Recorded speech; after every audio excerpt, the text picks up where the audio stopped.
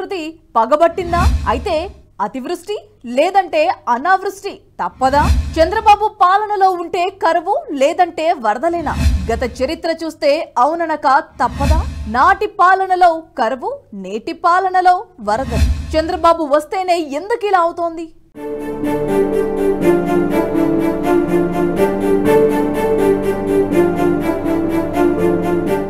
చంద్రబాబు ఎప్పుడు అధికారంలోకి వస్తే అప్పుడు ఉంటే అతివృష్టి లేదంటే అనావృష్టి సమస్యలు తప్పవా అంటే అవునని అంటున్నారు. ఆయన అధికారంలోకి వస్తే చాలు కురవాల్సిన సమయంలో వర్షాలు ముఖం చాటేయటం కానీ, అవసరం లేని వేళ్లలో కుంభవృష్టితో బీభత్సం సృష్టించడం కానీ, మొత్తానికి కరువు పరిస్థితులు వంటివి చూస్తున్నాం.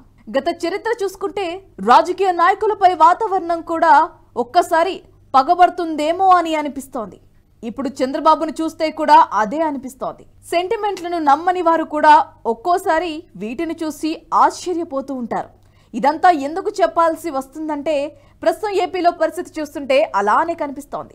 రాజకీయాలకు వాతావరణానికి సంబంధం లేదు. ఇది యాదృచ్ఛికమే కావచ్చు, కానీ ఆయన పాలనలో వాతావరణ పరిస్థితులు చూస్తే మాత్రం అది నమ్మాలేమో అనిపిస్తోంది.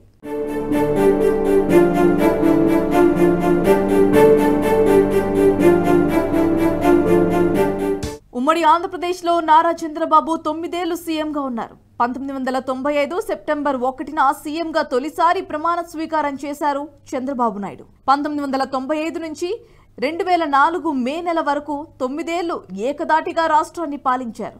ఆ తర్వాత ఏపీ, తెలంగాణ 2 తెలుగు రాష్ట్రాలుగా విడిపోయి అనంతరం నవ్యాంధ్రప్రదేశ్కు తొలి ముఖ్యమంత్రిగా చంద్రబాబు ప్రమాణ స్వీకారం చేశారు. 2014 నుంచి 2019 వరకు 5 ఏళ్లు సీఎంగా పనిచేశారు.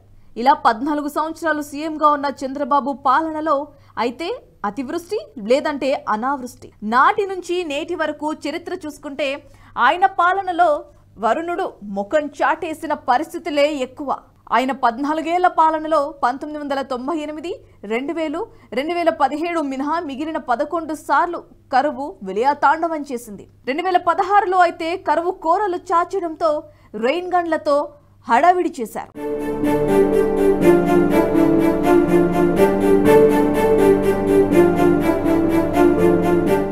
ఉమ్మడి ఆంధ్రప్రదేశ్ చంద్రబాబు పాలనలో కరువు పరిస్థితులు ఎదుర్కొంటే రాష్ట్ర విభజన తర్వాత నవ్యాంధ్రప్రదేశ్లో వరదలు ముంచెత్తాయి. అందుకే ఆయన వస్తే ఉంటే అతివృష్టి లేదంటే అనావృష్టి అంటున్నారు. రాష్ట్ర విభజన అనంతరం 2014లో నాటి ఎన్నికల్లో చంద్రబాబు గెలుపు ఖాయమనే సంకేతాలు వచ్చి రాగానే అప్పుడే ఎల్నినో ప్రభావంపై కథనాలు వెలువడ్డాయి. అదిగో ఎల్నినో వస్తూ తనను తట్టుకునే నాయకుడిని కూడా వెంట తెచ్చుకుంటుందని అప్పుడు పొలిటికల్ కామెడీ కూడా ట్రోల్ అయింది.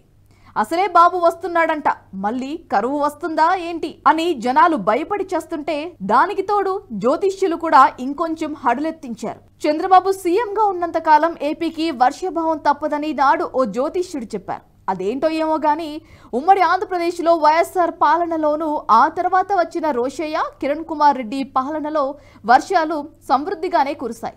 ఆ తర్వాత రాష్ట్రం విడిపోవటం, తెలంగాణ తొలి ముఖ్యమంత్రి కేసీఆర్ విభజన అనంతరం ఏర్పడి ఆంధ్రప్రదేశ్ తొలి ముఖ్యమంత్రిగా చంద్రబాబు ప్రమాణ స్వీకారం చేశారు. అయితే ఇంకేముంది, నాడు కరువు పరిస్థితులు ఎదుర్కొన్న చంద్రబాబుకు నవ్యాంధ్రలో వరదలతో అతివృష్టి చిన్నాభిన్నం చేసింది. అతివృష్టి అయినా అనావృష్టి అయినా రైతులను కోలుకోలేని దెబ్బతీసి వారికి కన్నీళ్లు మిగిల్చాయి.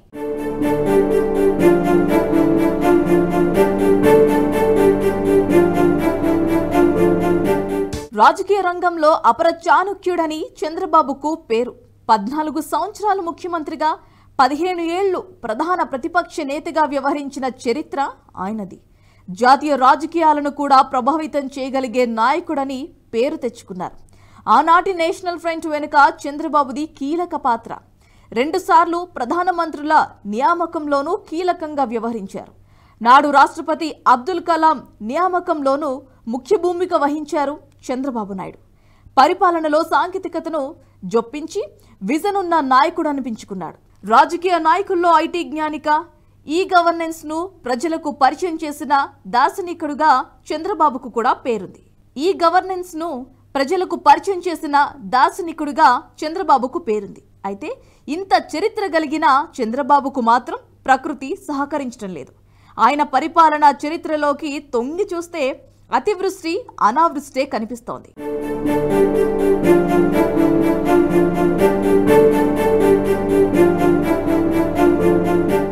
చంద్రబాబు కరువు అవిభక్త కవలలు అంటూ విమర్శిస్తాయి ప్రతిపక్షాలు. కానీ ఇప్పుడు చంద్రబాబు వస్తే ఉంటే అతివృష్టి లేదంటే అనావృష్టి అనే విమర్శలు వస్తున్నాయి. రాష్ట్ర విభజన అనంతరం 2014లో చంద్రబాబు ఏపీకి సీఎం అయ్యారు. అయితే ఆ పీరియడ్ లో అంతకు ముందెన్నడూ చూడని విలయం కళ్ళెదుటే కలార నృత్యం చేసింది. హుదూర్ పేరుతో రాష్ట్రాన్ని ముంచెత్తింది. అదో పీడకలగా నవ్యాంధ్ర చరిత్రలో మిగిలిపోయింది. విధ్వంసకర విపత్తు చుట్టుముట్టేసింది. ఆ రక్కసి దాటికి సర్వం కోల్పోయిన ప్రజలు తల్లడిల్లిపోయారు. ప్రశాంత విశాఖ నగరంపై హుద్హుద్ విరుచుకుపడి పూర్తిగా తుడిచిపెట్టుకుపోయినట్లయింది. 2014 అక్టోబర్ 12న తీరం దాటిన పెను తుఫానును కుండపోత వర్షాలతో పాటు గరిష్టంగా గంటకు 200 కిలోమీటర్ల వేగంతో భీకర గాలులతో విశాఖలో విలయం సృష్టించింది.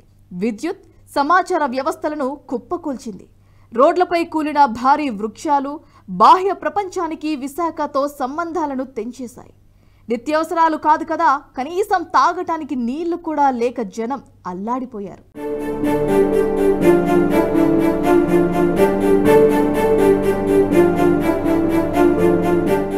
అయితే మరోసారి ఏపీలో అదే పరిస్థితులు కనిపిస్తున్నాయి. అయితే నాడు విశాఖ వంతైతే ఇప్పుడు బెజవాడ వంతైంది. గతంలో ఎన్నడూ లేని విధంగా విజయవాడను వరద ముంచెత్తింది. దీంతో నగరవాసులు 3 రోజులుగా నీటిలోనే నానుతున్నారు. కృష్ణానది ఉధృతితో ప్రకాశం బ్యారేజీ దిగువ ప్రాంతాలు నీట మునిగాయి. ఎగువ ప్రాంతాల్లో భారీ వర్షం, కృష్ణానదిలో పెరుగుతున్న వరద దివిసీమను నీట ముంచాయి. దీంతో ప్రజలు బిక్కుబిక్కుమంటూ కాలం గడుపుతున్నారు. ఇప్పటి వరకు వరదల్లో 15 మంది మృతి చెందగా 3 గల్లంతయ్యారు. భారీ సంఖ్యలో పశువులు కూడా వరదల్లో కొట్టుకుపోయాయి.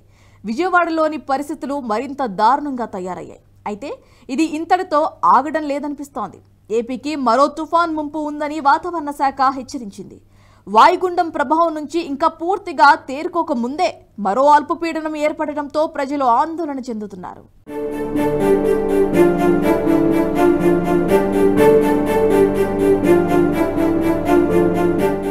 జనాభా పెరగటం, చెట్లు నరికివేత, చెరువులు, నానాలు ఆక్రమించి ఇల్లు కట్టడంతో పర్యావరణ సమతుల్యత దెబ్బతింది. దీంతో ఉంటే అతివృష్టి లేదంటే అనావృష్టి సంభవిస్తున్నాయి. గతంలో వర్షం కురిస్తే నీరు భూమిలోకి ఇంకిపోయేది. కానీ ఇప్పుడు ఎక్కడ చూసినా బీటీ, సీసీ రోడ్లు ఉండటంతో నీరు భూమిలోకి ఇంకిపోయే పరిస్థితి అయితే లేదు.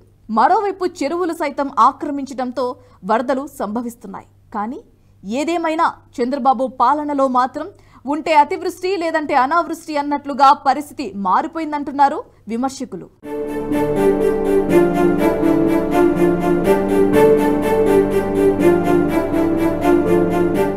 ఈ వీడియో మీకు నచ్చినట్టయితే లైక్ చేయండి, 10 మందికి షేర్ చేయండి. అలాగే కామెంట్ల రూపంలో మీ అభిప్రాయాలను మాతో పంచుకోండి. Nationalist hub group of channels ను సబ్స్క్రైబ్ చేసుకుని తెలుగునాట జాతీయవాద జర్నలిజాన్ని ప్రోత్సహించండి. ఈ వీడియో కింద ఉన్న బెల్ ఐకాన్ పై క్లిక్ చేయడం మర్చిపోవద్దు.